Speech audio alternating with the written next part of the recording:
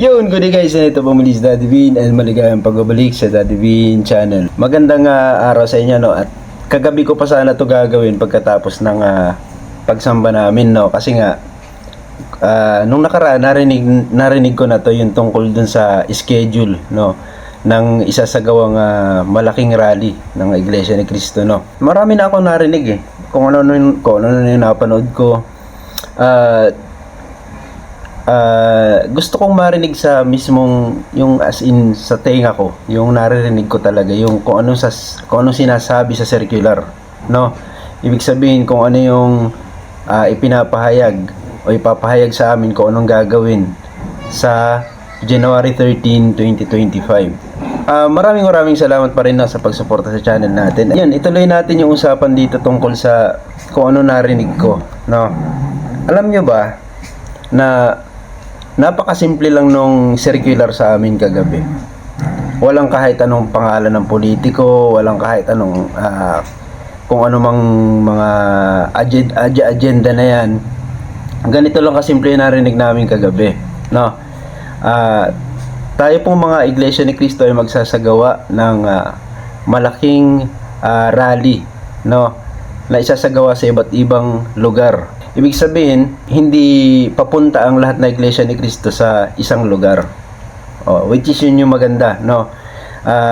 Halimbawa, yung taga Bicol, may area sila doon. Yung mga taga South, may area sila doon.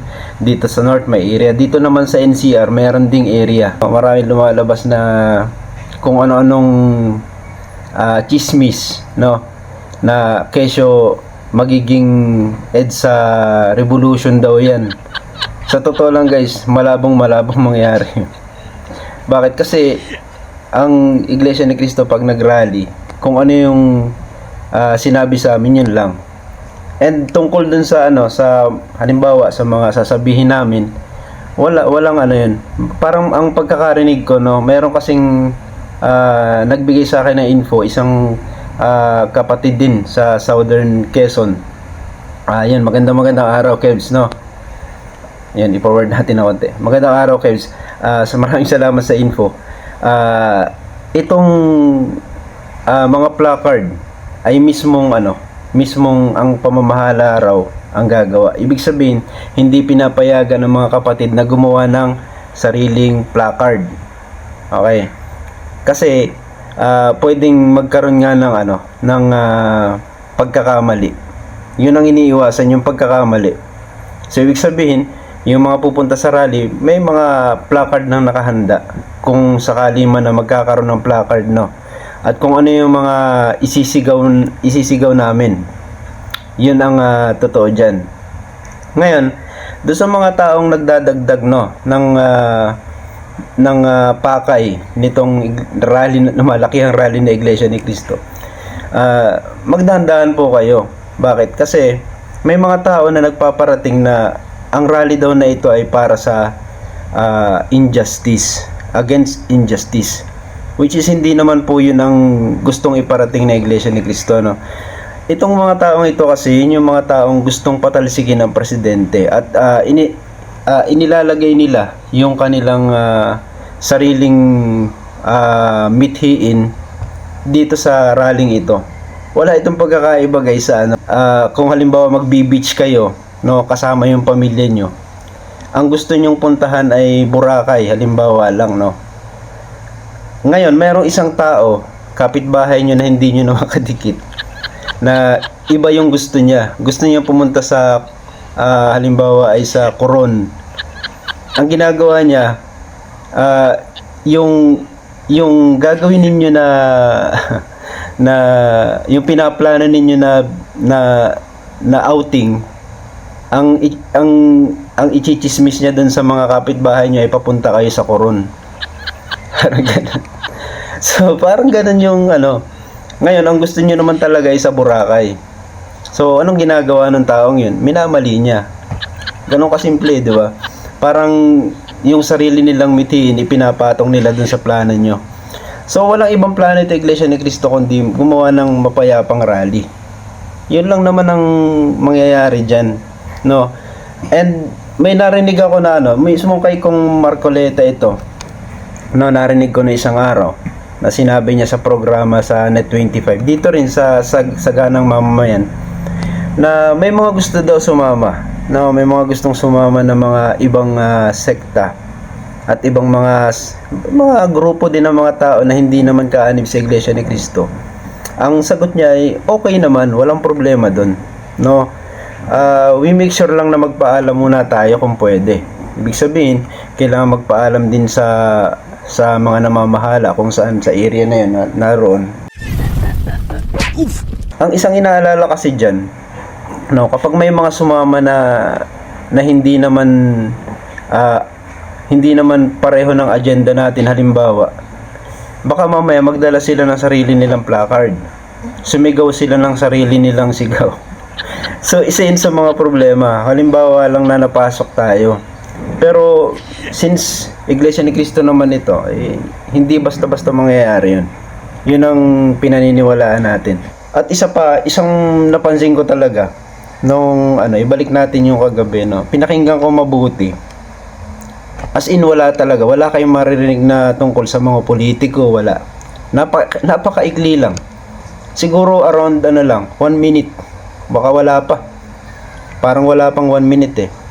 Basta kung ano lang yung isasagawa and yung mga gustong sumama, kung ano yung mga gagawin. Karaniwan dyan, magkapalista ka lang kung gusto mo sumama. Ganun siya. I think pwedeng meron dyang sasakyan na kung wala kang sasakyan, pwede kang sumakay dun.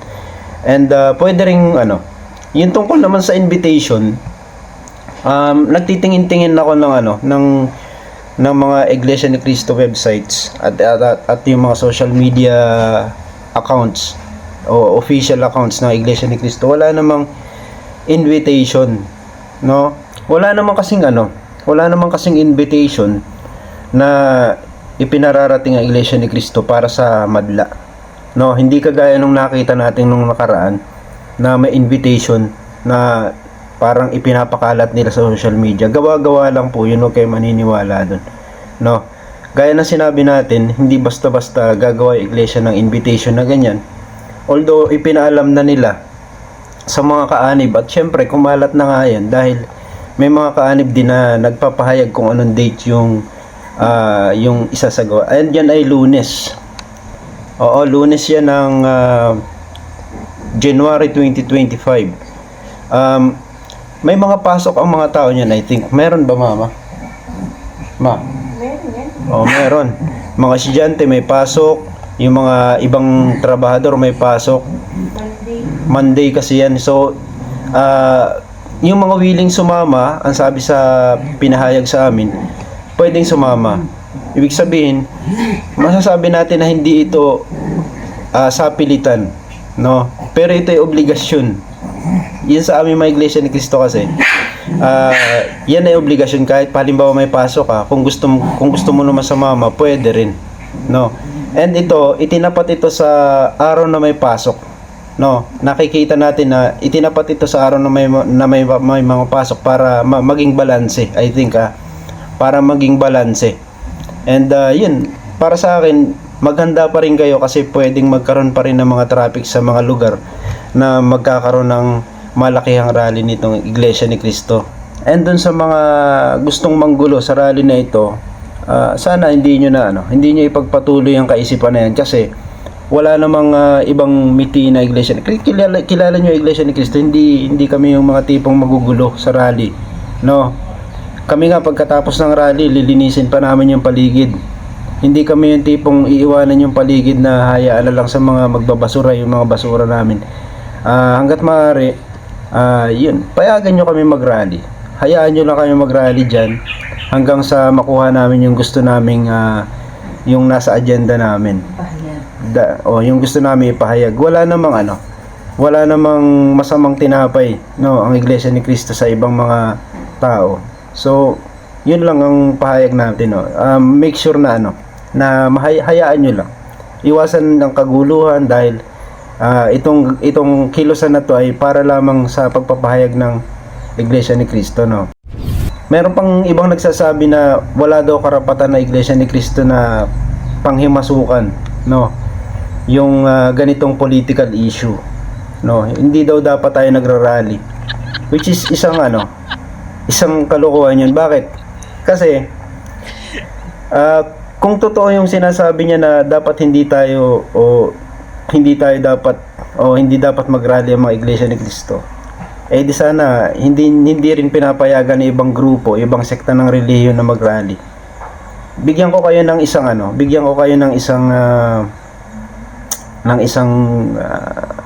tawag dito? Isang example na yung EDSA 1. Ang nag-trigger nun, guys, ay ang mga Roman Catholic priest o mga pari. Kita nyo ba? Sila yung nag-trigger nung una. So, kung mali pala yun, eh di sana hindi pinayagan, no? Ang EDSA 1. So, hindi ko naman inililink ito doon na ibig sabihin, yun kasi ang kilusan nun is para walang dumanak na dugo. Hindi siya yung tipong revolution na may mga armas ang mga tao, hindi ganon.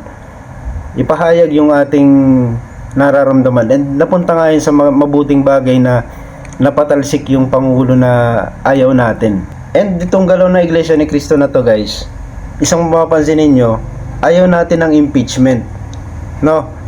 Kung itong Iglesia ni Cristo rally na ito na mangyayari ngayong January 13, 2025 ay para pala sa sinasabi nila na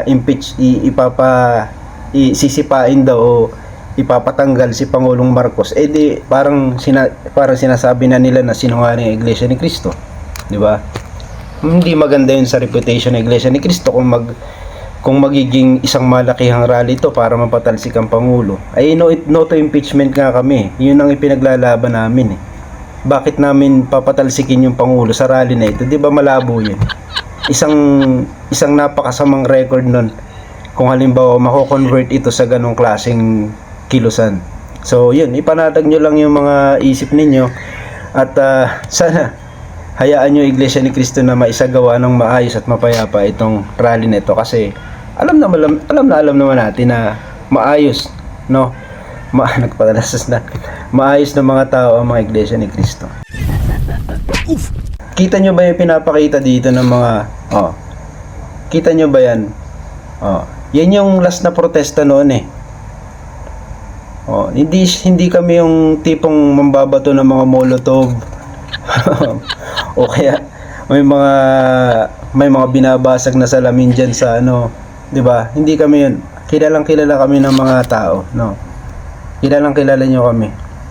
And dun sa mga gustong sumama, I think may mga sasama rin na mga ibang sekta no na umaayon sa adhikain na ito.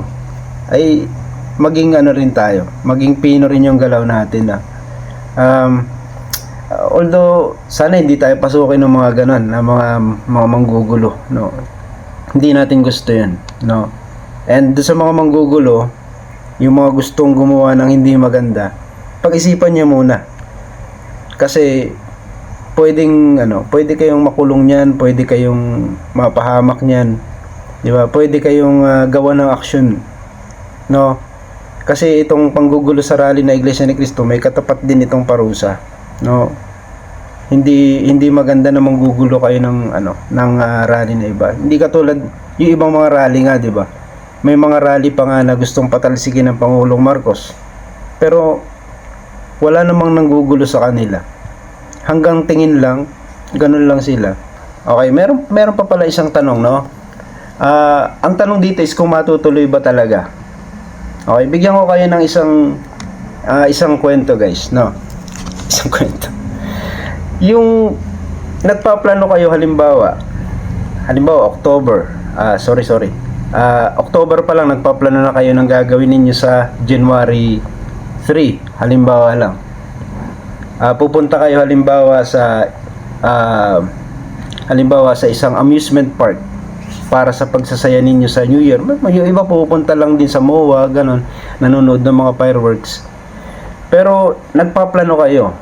Sino ang mga kasama? Sino yung driver?